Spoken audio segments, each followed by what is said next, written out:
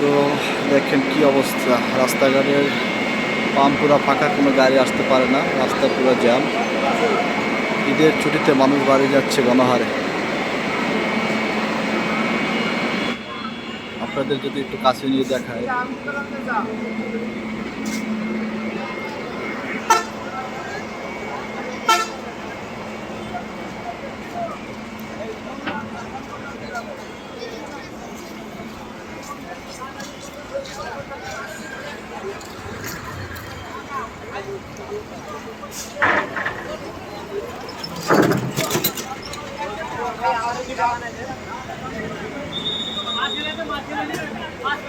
রাস্তা পুরো আটকে আছে, সামনে জ্যামের কারণে হয়তো গাড়ি যেতে পারে না।